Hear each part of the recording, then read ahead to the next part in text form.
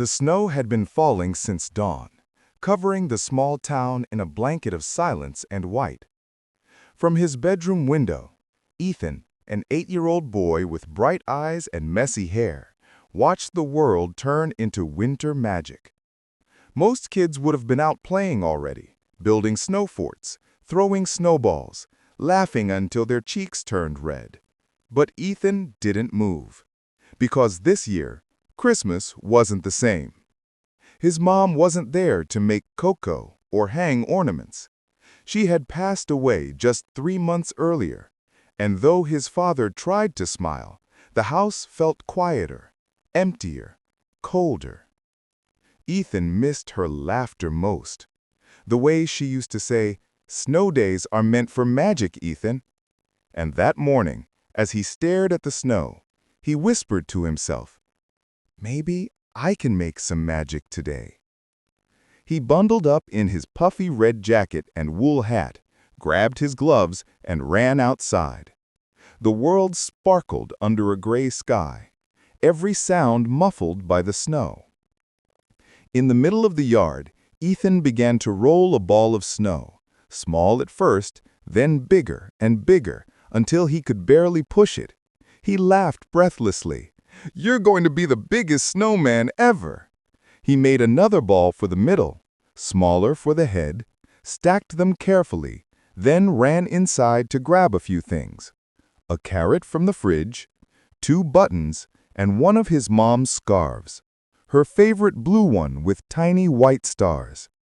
When he wrapped it around the snowman's neck, something in his chest ached and warmed at the same time. "There," he whispered. "Mom, you always said snowmen should look cozy." He gave it a crooked smile, stepped back, and grinned. "Perfect." Hours passed. The sun dipped low, painting the snow in shades of gold and pink. Ethan sat on the porch, staring at his snowman. His dad came out quietly, holding 2 mugs of cocoa. "That's a fine snowman you made there." Ethan smiled faintly. "It's for Mom." His father froze for a moment, then nodded softly. "She'd love it." They sat in silence, sipping cocoa, watching the snow drift.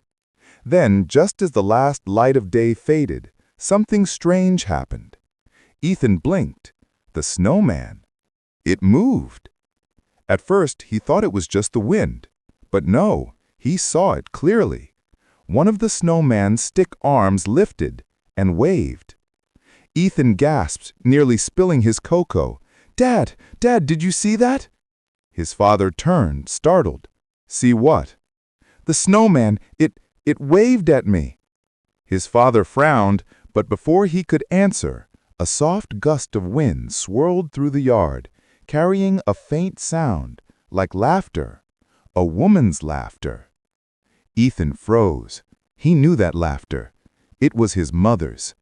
For a moment, the snow glittered brighter than before, the scarf around the snowman's neck fluttering gently in the breeze.